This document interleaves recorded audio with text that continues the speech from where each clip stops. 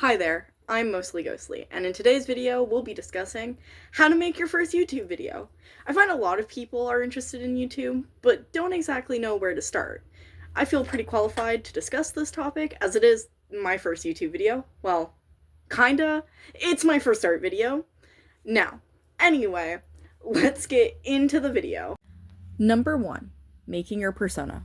Your persona is the face of your channel, the version of you you choose to represent yourself. Just like how you probably don't act the same with your friends like you do your parents. It's still you, but with a few slight differences. Your persona shouldn't be a rigid standard of how you should act, because that can be really hard to keep up with unless you're already an experienced actor. It should just be a few guidelines of how you want yourself to be perceived.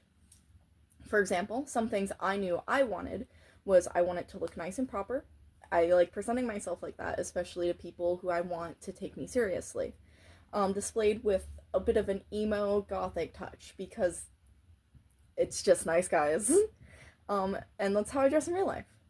Secondly, I wanted to be upbeat and high energy, as I felt that would be easier to maintain than if I was doing sad or gloomy. I find it harder to work if I'm trying to display myself as this sad, gloomy person, right? And thirdly, I wanted visual hints of me being an artist. As you can see in my pocket over there, I have like a little pencil and drawing pad, I think. And I also wanted to use theming I use for myself in real life. I have moons on there, as me and my partner see each other as each other's sun and moon, which is really gay, guys. I love him. Hearts are my favorite organ, so I wanted it in my pendant. And tooth earring, because I want to be a dentist in the coming year. I'm actually going to school for it. Number 2, finding your niche.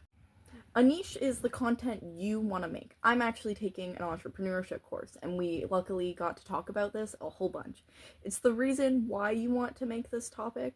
I suggest looking through YouTube. You're gonna find all sorts of people making all sorts of things. You got cooking channels, art channels, game theory, like, you've been on YouTube. That's why you're here. You've seen everything that everybody posts. Your niche can be like an overall genre, like let's say me, for example. My genre is art, and then my niche is I'm an artist, and I mainly want to post character design here, but I also want to really talk about like the feelings that a lot of people experience while doing art. Not everybody's happy about their art, and that's what I'm planning to talk about here. So I really think finding your niche is like a good thing. It's really the reason you want to make your content too. The reason I want to make my content is because I already feel nervous and scared and horrified within myself and my own art. So I want to get over that, and that's my motivation to keep making content. Your motivation could be completely different. Like if you had a cooking channel, you could just really love cooking. Maybe you want to make different meals that nobody's ever tried before, or you want to take original meals that are really common and find new ways to display them, having them set up in like nice ways. Like really, your niche is as simple as that. Just what you want to post, why you want to post it, what makes it unique to you and your channel and your abilities.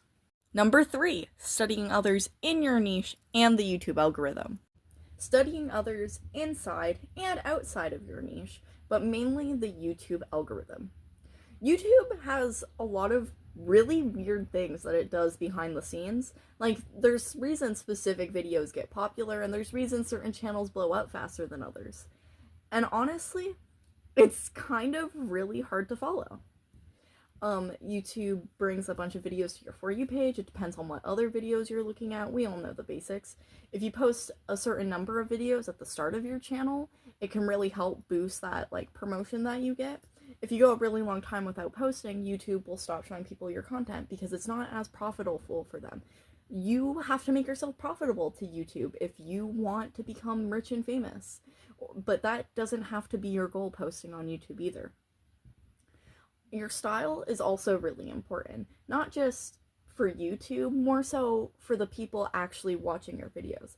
A lot of people watch artists, for example, to see their own art and to see their unique style of art, but not just their art, their unique style of video editing. If you look at artists like Inkyo, Emma Artley, Jaden Animations, The Odd Ones Out, Lavender Townie, all these artists have their own style that they use in their video making. If you watch their videos, you can see they're different. They're all art videos, like, they're all drawing characters, but you can see the differences between them, not just in how they act, not just in how they speak, but their genuine editing style. And I think it's really important to learn from that and then find how you want to make your channel unique. Take inspiration, but make it your own. Number 4, posting outside of YouTube. Posting outside of YouTube.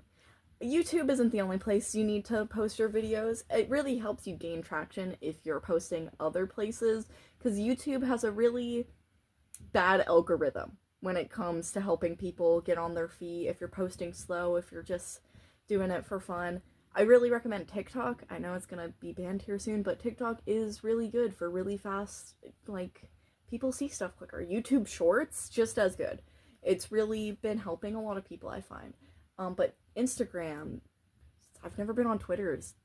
People use Twitter? Tumblr isn't great for artists, but it does really help to just have stuff out there. I like keeping my stuff just organized and cataloged.